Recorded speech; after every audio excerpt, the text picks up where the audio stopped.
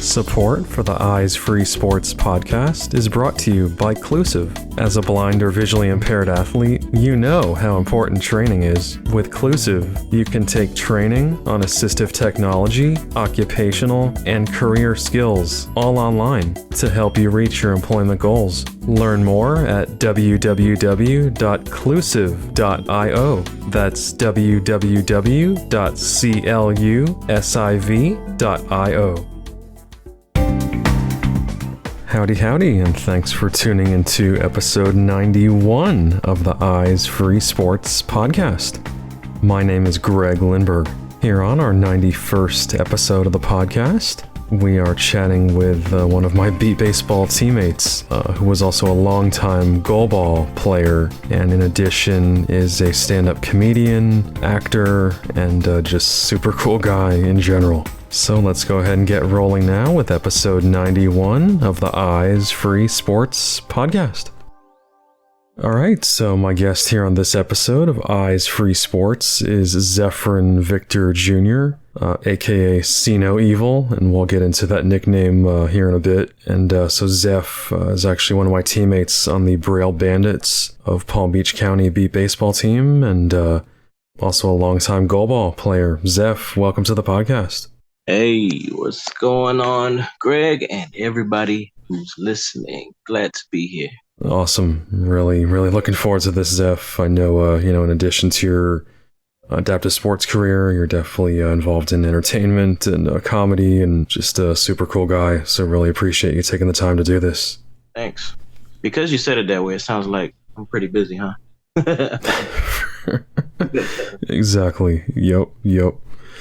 So why don't we just kind of kick things off here just with your background. Just talk to me about where you're originally from and where you grew up.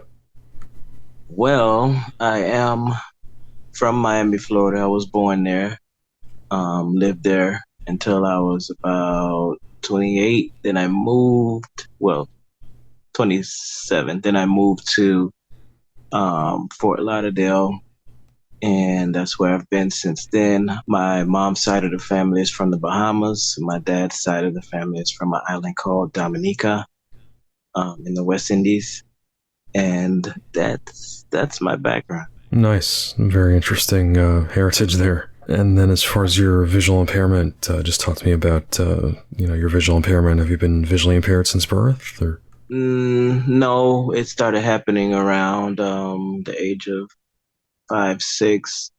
They took notice to me squinting when I was watching TV at a distance, and we actually moved to a school closer where we could live closer so I can get the attention that I needed. I wasn't in visually impaired classes yet. That was like maybe in the 4th grade that I was actually put into the VI classes, but even from then I was mainstream because I was working on a level above everybody else. So I was in and out of the VI classes. For those of you who know about the VI classes, it's called retina detachment. It runs in my family on the women's side of the family. So every woman passes it to one boy within their family. Their immediate family. So I have it. One of my first cousins has it. My nephew has it. My granddad had it. But we all have different levels of it. Me and my cousin are totally blind. My nephew, technology is different now. He's 15, so he has sight still in both of his eyes, but he's been getting a lot of surgeries. My granddad was only able to see out of one of his eyes, but he was still driving. It's different levels. I was visually impaired. I had, I was holding on to my vision up until I was 11 years old, first day of school. Well, actually, right before school ended that year, I guess that was 91. I was sitting down playing Mario 2. When Mario 2 had just came out, and yep. And I had the controller in my hand. My teacher used to let us play every Friday, and everything just went pink. Um, that was after the first surgery that I had, and the doctor told us it would be a 50-50 chance that I would see better or worse. And my dad was so desperate to get my eyesight better that he said yes. And that day, everything went pink. I went the whole summer seeing pink. I played outside, played football, played video games. I tried. And nobody even found out until the weekend was over that weekend that it happened. So another doctor came along after we went back to the hospital, told me that he can bring my eyesight back. So he brought it back in one eye, and I held on to it till I was 30 years old. I'm 43 now. And that day, I can't even tell you when it went. If there's a thing called I wasn't using my eyesight anymore, I just stopped using it because I came to terms with it, and it just went. Right. Wow. And then so now you said you are pretty much totally blind. Oh yeah, can't see nothing. If I can't see something, I don't know because I don't try. But I know for sure I can't see. Gotcha.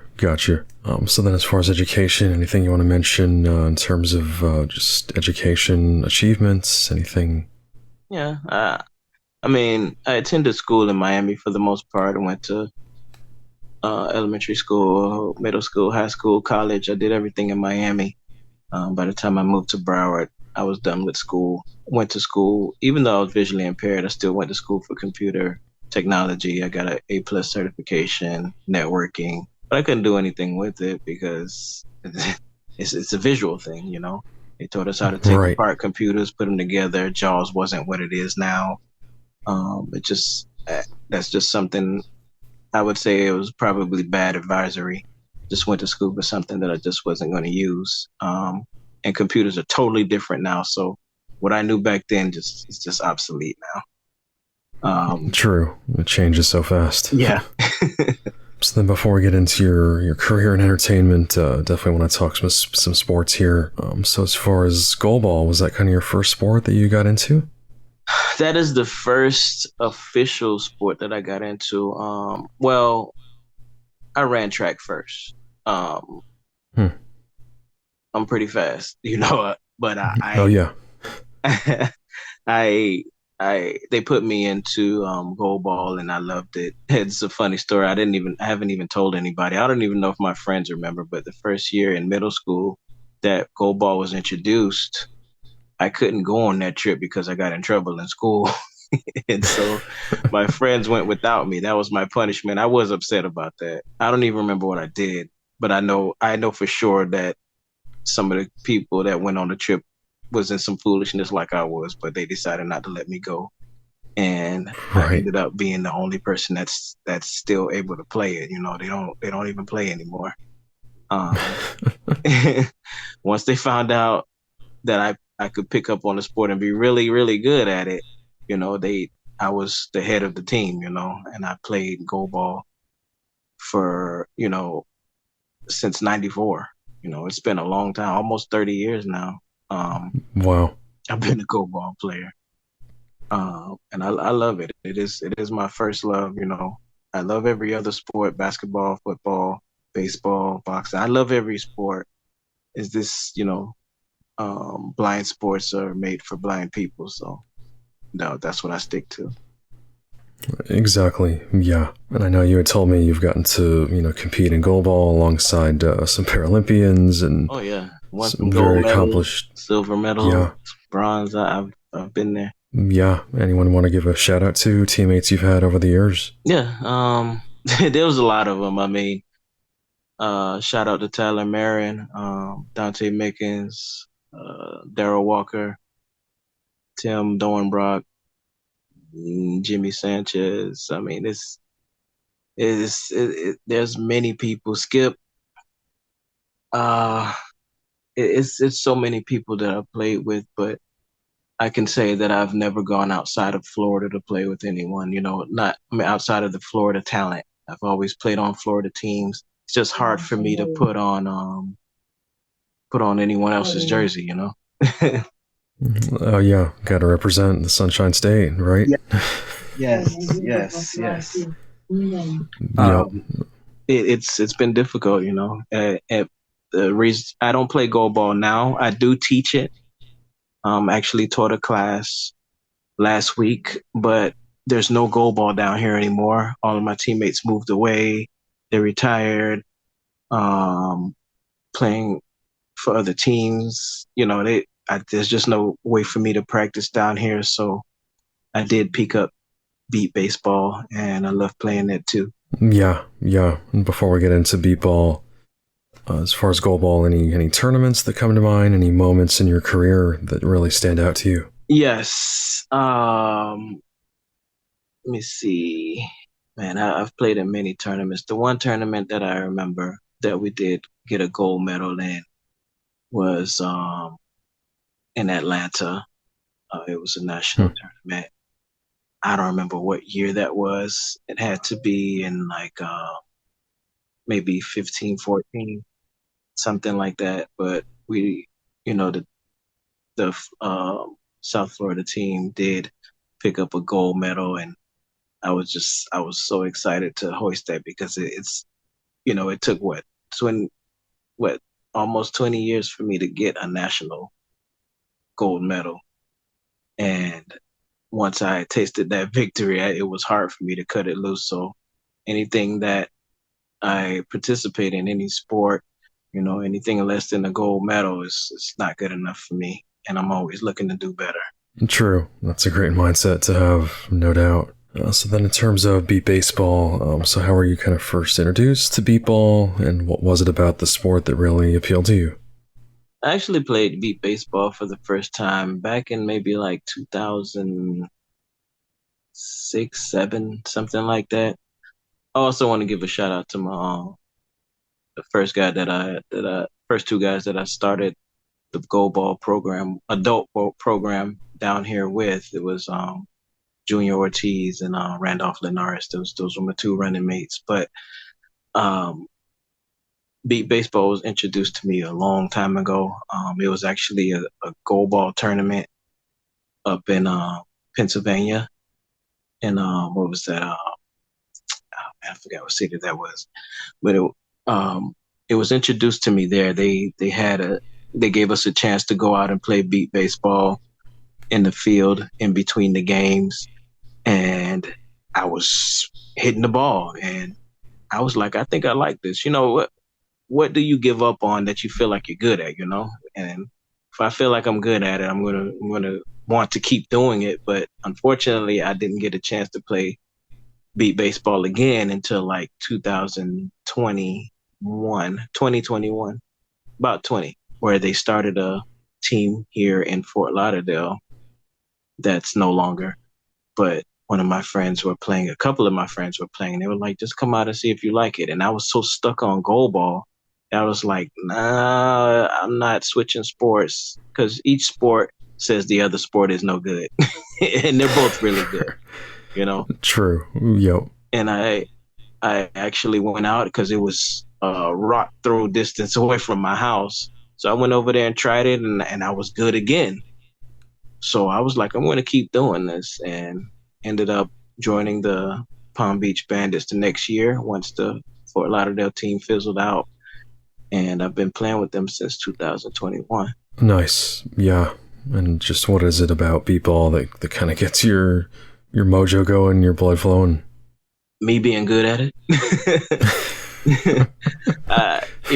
Any blind sport I will try. And then to be good at it is a plus. I love being able to run around and be free. As a blind person, you want to be in a environment, in an area where you can be free, when you can run around and move around and know that there's nothing in the way, nothing you can trip over, nothing you can run into. Being free to roam around is what excites me about the game. Being able to hit the ball and run to a place where I know there's nothing there. When the ball is hit out in the field, being able to command and take charge of everyone in the field and grab the ball, pick it up, out. I just love the spotlight, and I love being able to be a teammate, to be the captain that I am. I just love that, and that's why I feel like I love big baseball. Nice. Yeah, I can definitely attest to, your passion and just your want to kind of out there on the field, just getting to play with you. So, Hmm. and as far as being team captain, I know you mentioned you are captain of the Bandits. Just talk to me about that role and just, what do you enjoy most about kind of being that leader out there? Growing up, I was always taught to be a leader, but as a leader, you have to be empathetic. You have to have the understanding that there are people that may or may not be on the same level as you. They, maybe someone is, maybe they don't understand. And being the captain means that you have control over the team. You have the ability to say, "Hey, this isn't working. Hey, this is working." Being able to understand there could be someone better than you. Being able to calm situations down. Being able to take the message from the coach and the staff and relay it to the team and help them to understand what's needed. I love being in that position. I can say that the complexion of the team has changed since I first got there.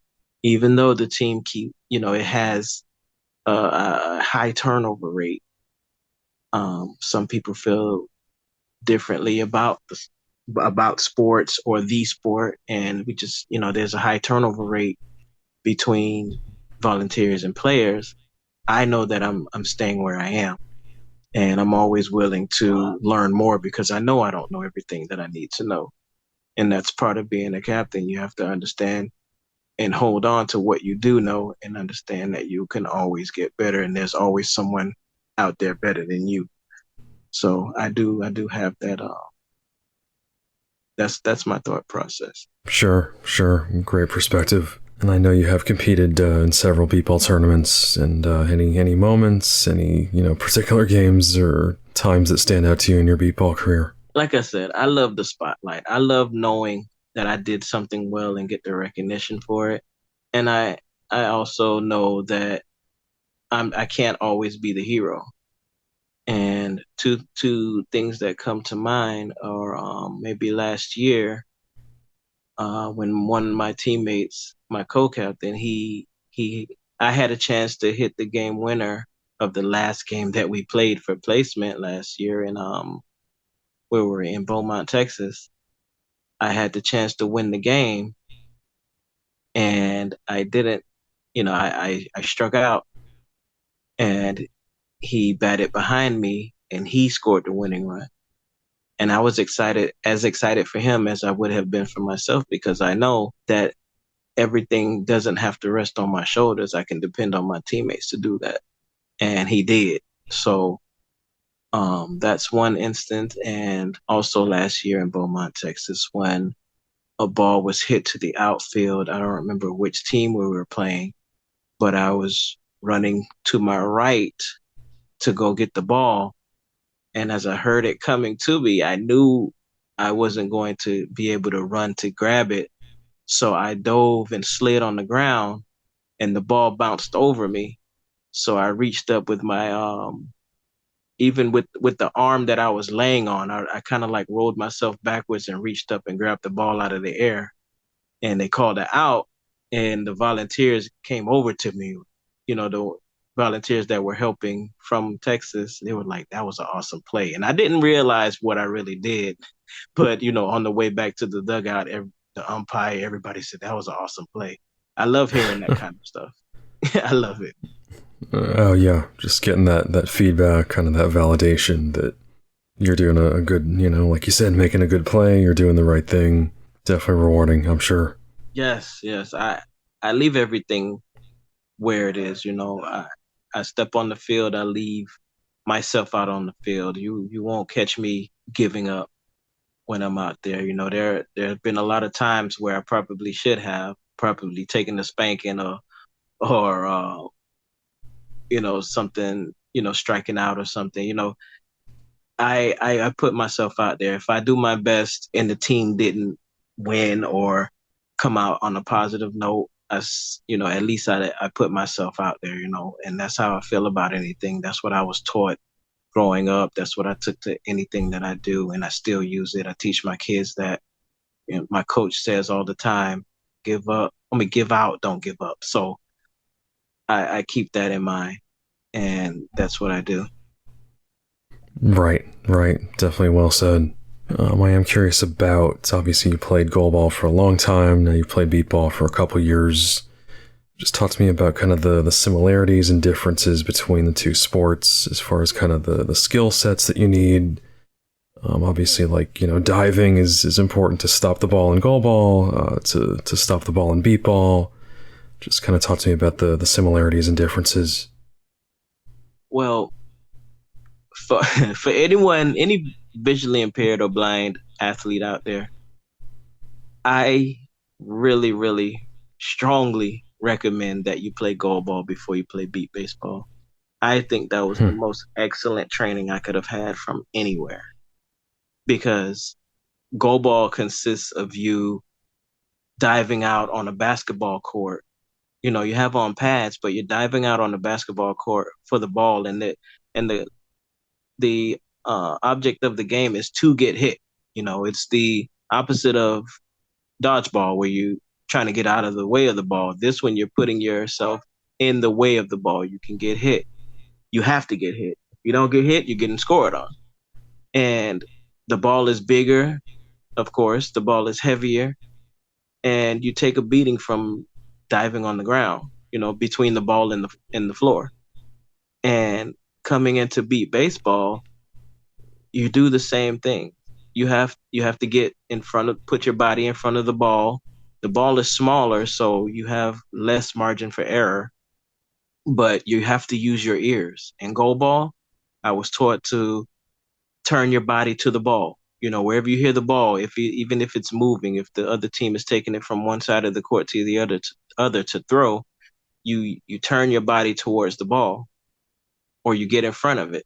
And I use that same method in beat baseball. The spotters on the field are supposed to tell you where the ball is going. They call the number once it's hit.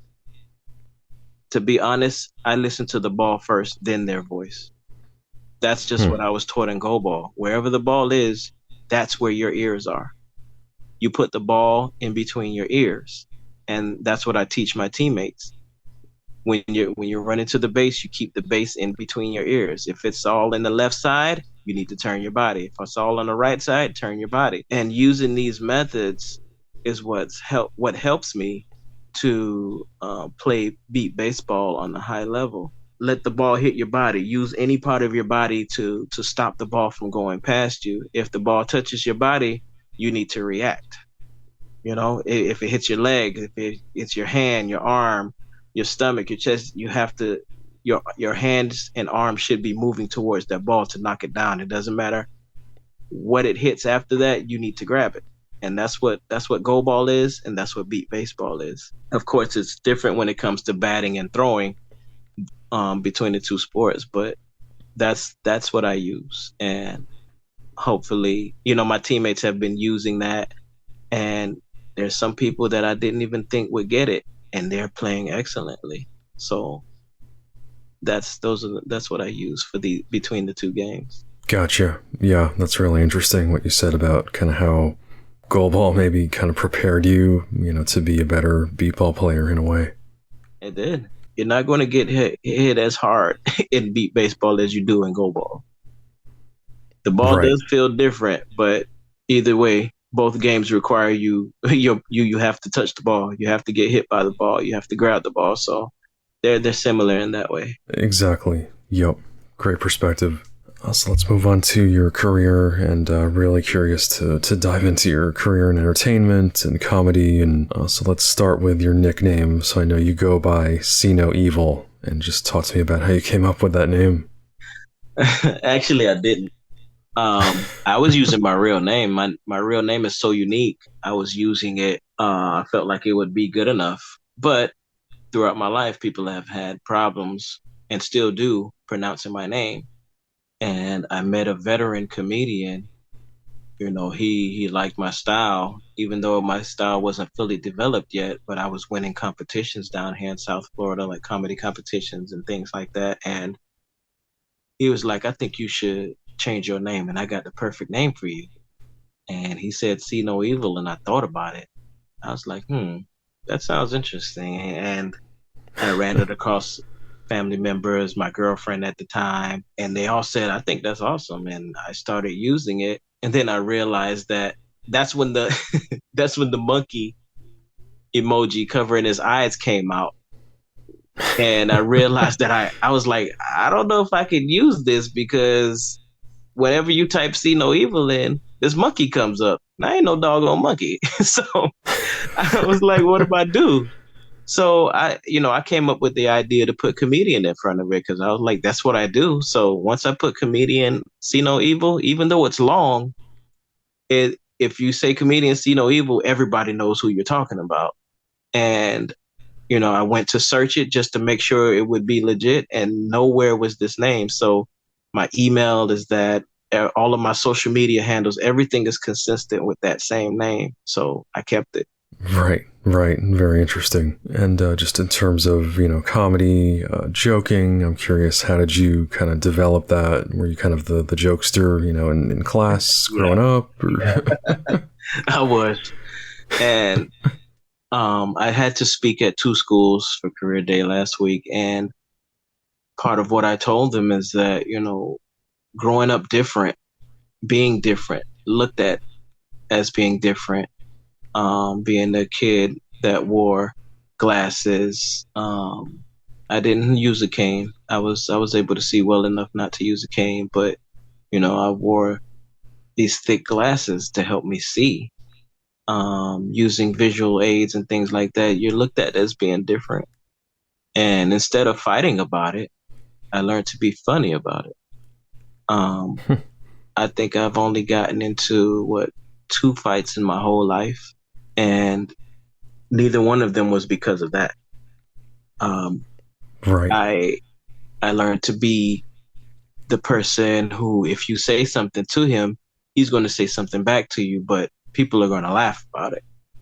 And I've deterred many arguments, many fights, many bullying situations, won over teachers, gotten attention. It's just being funny is what I do, and I'm just quick on my toes. And it came down to the family members and friends that I hung around to make me be that way. And television, of course, cartoons and everything contributed. Watching the greats back then, Eddie Murphy, Richard Pryor, Chevy Yep. Chase, all of these people, just checking out their stand-ups, Bill Cosby, all of their movies, all of their stand-ups, cartoons, all of that stuff contributed to what I do now. Right, right. Very cool. And so I did get a chance to listen to one of your stand-up, I guess, shows or whatever you want to call it, just kind of a clip on YouTube the other day. And I know you definitely do not hesitate to joke about your blindness, kind of like you alluded to. And so just kind of talk to me about your approach. When you get on stage, do you kind of have things that you've, written out, that you've prepared, that you've rehearsed? Just talk to me about the whole process. Well, I haven't realized that it's been this long. Next month, July 15th, is going to be 9 years that I've been doing stand-up comedy. Hmm. Yeah, it's been a while. I guess I'm a vet now, right? I'm becoming a vet. I guess I got to hit that 10-year mark. I don't know, but Yep. everything has been developing. It takes you years to understand what the power of a joke can do and how to structure it, how to do the setups, how to come up with your premises, the punchlines, what you want to talk about, who you want to talk about, your targeted audience. All of that stuff is what you develop during these years. And I could say it's been a mostly a fun ride. I've never been booed off of a stage. I have bombed maybe once or twice, but Who doesn't go through that? You're not really in the game until you do that. And I talk about me mostly. I take what could be serious situations or situations and I make them funny. Hmm. Mostly I talk about me. I also talk about current events. I try not to put the business of the people around me on stage, even though that's what a lot of comedians do. But I just don't want to be that guy that jokes about everything that he sees and, well, I don't see anything, but everything that he hears and experiences. I just don't want to be that type of person that somebody come up to me and be like, "Were you talking about me? I don't like you talking about me." People have given me that warning not to talk about them on stage. But just because you said that, I just might. But I'm just not that person that does that. You won't hear too much about what goes on in my house and jokes and serious situations and stuff like, oh, I got a drunk uncle that does this all. I don't do that kind of stuff. Right, right. And how about like politics, religion, all those kind of taboo things? Do you pretty much shy away from that, or? I try to stay away from politics. Yeah. It it could be boring. At the same time, you don't know how people feel. But if there's something goofy that happened, I will talk about it. Religion, it just depends. It between the two, religion and politics, it has to be funny. It has to be something that I know is going to land. If I'm iffy about it, I may try it in an open mic or something. But there's a lot of things that I let go of just because I was like, I don't know how this is going to Sure, sure. Gotcha. And obviously you cannot, see your audience and kind of their visual reactions, their body language. go. Have you found that to be a challenge at all, or just talk to me about that? It depends on who's around me. I go to a lot of shows by myself. Like I've been manageless for a while.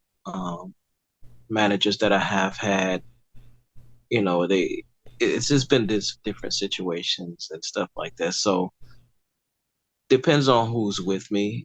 Might be other comedians. People help me out when I ask, but when I walk into a place or even before I go, what's your demographic? You know, what are the ages of the people that are here or that attend your show? Are they black, white, brown, purple, green? How many people? I get those. I ask those kind of questions. Um, Right.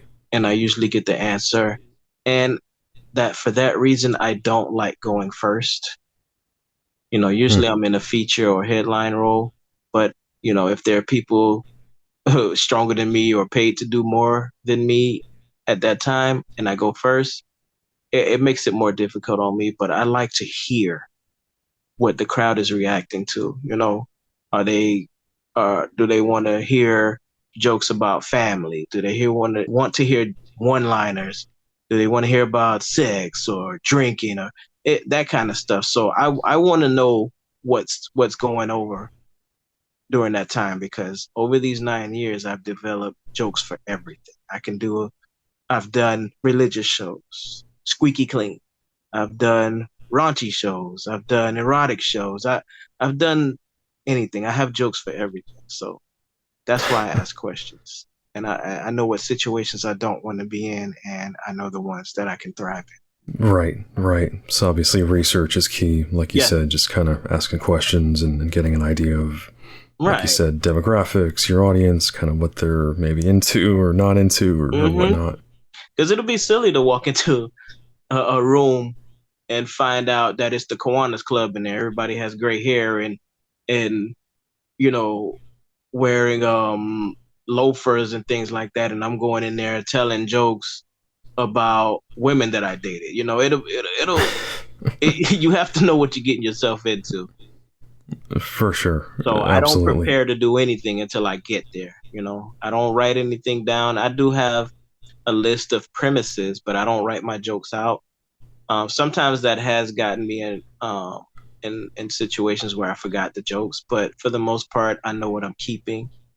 There are jokes that I have forgotten about, but for the most part, I don't do anything until I get there. So I don't do a whole bunch of talking when I get to shows and the show starts.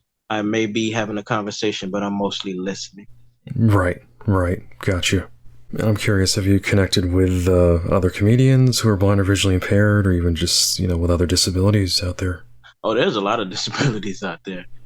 Hmm. To be honest, the funniest people can be disabled folks, or maybe you know some have some kind of challenge, or some kind of something going on with you that's not normal.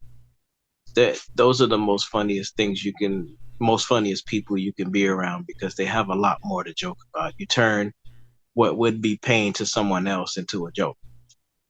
Um, Interesting. Yeah. I've met uh, deaf. I've met physically challenged, wheelchair bound. I've met other blind comedians. I have maybe about four other blind comedians that I communicate with, or that I have been on stage with. Hmm. We all have different styles, which turns out to be funny. But yeah, there's a lot of disabilities out there when it comes to stand-up comedy. Right. That's awesome. Great to hear. There's quite a community out there, it sounds like. And to be funny, I mean, to be honest with you, um, it's funny how this happens. But whenever another disabled comedian finds out that I'm at a show, I promise you it happens every time. They will go up on stage and joke about me. There's a guy in a wheelchair. His name is uh, what is his first name? His last name is Rowe. Why am I drawing a blank? But every time me and this guy are at a show, he goes on stage and makes jokes about me. He's in a wheelchair now, but he talks about me being blind. So what I have to do once I find out that he's there, I go up there and talk about him. So it happens every freaking time. It's like I'm a target. There's a That's hilarious. lot of what I would call normal comedians, normal people that go up there every time they know I'm there, and they'll joke about me. And they know I'm not going to get mad at it. I laugh at it, and I tell them while they're doing it, I get a turn, right? Exactly. Yep. Yep. And then I know you've also done acting as well, right? Oh, I've been acting since elementary school. Wow. Like I said, they noticed something in me a long time ago, and that's why I have the confidence that I do. My music teachers, my regular teachers, art teachers, everyone noticed something in me. So they started putting me in plays. I've been in Black History plays. I've been in plays that were originally written. I've done a lot. And I, I did that stuff as a child. When I got older, I wasn't doing acting. Phones weren't what they are now. If the idea was you didn't have a cell phone unless you were rich, and those were the big clunky phones. Right. The cell phones. You had a house phone and that was it. I got into performing arts on a bigger level when I got in high school, maybe my second year. You have to take electives, and I took a keyboarding class. And to be honest, I thought keyboarding class meant it was for computers. It turned out there was a piano sitting in front of me. And Right. you know, I started learning music, and I was already a music lover. I love music. I still do. Music is my mood. It's what I do, and I was good at it. Again, you know, I put my best into it, and I started playing for shows for the school. Then all of a sudden, it was for colleges. Then it was for the mall. Then it was on TV. Being in the spotlight, front and center wasn't a thing for me. It wasn't something that I was afraid of, because they taught me at a young age, you're going to be in front of people. You do what you're supposed to do. You don't Sure. deviate from what you learned and what you rehearsed. And that's what I did. And later on, a couple years ago, I got back into acting. Now I'm with the agency. Shout out to Align Stars. So on top of doing comedy for 9 years, I also am with a acting agency. I don't do Wow. music anymore. I'm not opposed to it. I would like to, but I have to find the right teacher to get back into it. Sure, sure. So as far as acting, any recent projects, anything you'd like to mention? I actually am in a short movie for Beat Baseball. It's called Seamless, Seamless.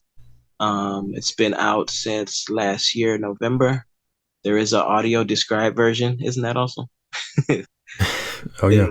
They I was the lead role, um, co-star to one of the main guys in the film. Me and him were the main people. If you guys want to check it out, it is on my comedian See No Evil page on Facebook. It's a movie about beat baseball, a guy, which is me, who when he was young got hit in the face by a baseball, playing baseball, and got older.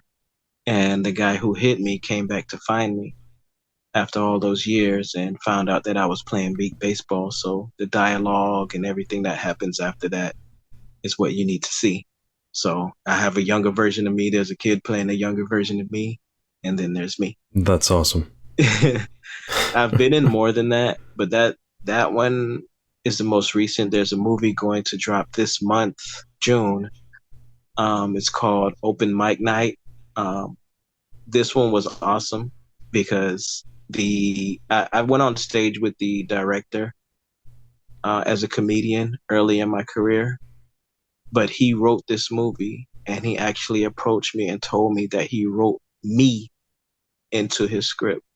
Like comedian See No Evil is a character in this movie, and I was just so flattered because in the movie they're calling me by my stage name. That's me. Right. And I was just like, really? Is that what you did? He was like, yeah. And he's like, we're gonna sell this. We're gonna sell it to Netflix, Prime. See who picks it up, and it's going to be a series. I was like, so you're possibly telling me I can have an entire episode dedicated to me? He's like, yeah. It's like, oh, wow, this sounds awesome. So that's supposed to drop this month. Wow. Amazing. Mm. hmm And I have a couple auditions that I'm doing. I actually have to record today for Disney. Oh wow. They actually found me and asked me to record a couple auditions. So there's a lot that I'm doing right now. So if I seem busy, it's because I am.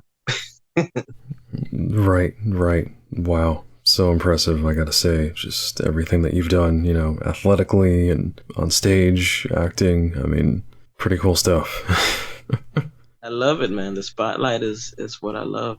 On top of being a dad of three, I I put everything into whatever I do, man. And I'm also a professional gamer. There's so much that I do, and I have to dedicate my time to each one of these things.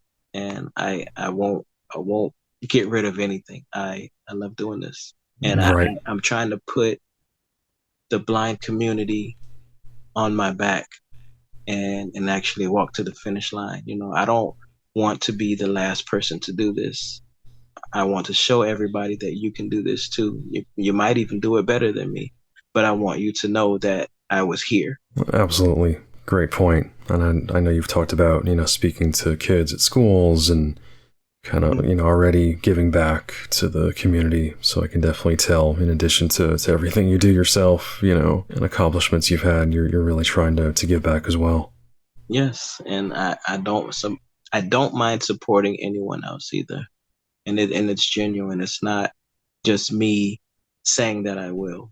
I support anyone, especially if they support me. So you might be selling boxes of chicken out of your house, and I'll support. It doesn't matter.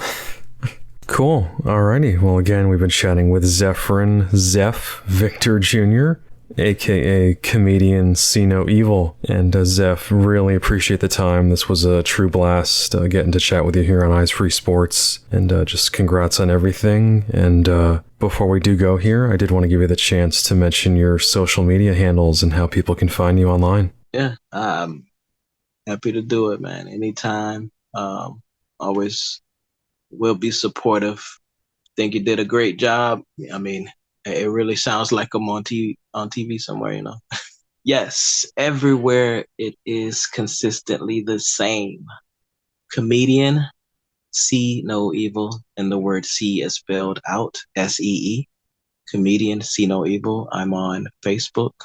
I'm on Instagram, YouTube, Twitch, Twitter, TikTok, and the email is the same, comedian see no evil at gmail. If you're looking to book, I do motivational speaking, I do comedy, stand-up comedy. I'm here. If you're looking to book, you can find me that way. Follow me. If you have your own business, send it to me. I can support also. Please spread the word. To hear more episodes of the Eyes Free Sports podcast and to subscribe, search for Eyes Free Sports on your favorite podcast platform or visit eyesfreesports.com. Be sure to follow the Eyes Free Sports podcast at facebook.com/eyesfreesports and on Twitter at Eyes Free Sports.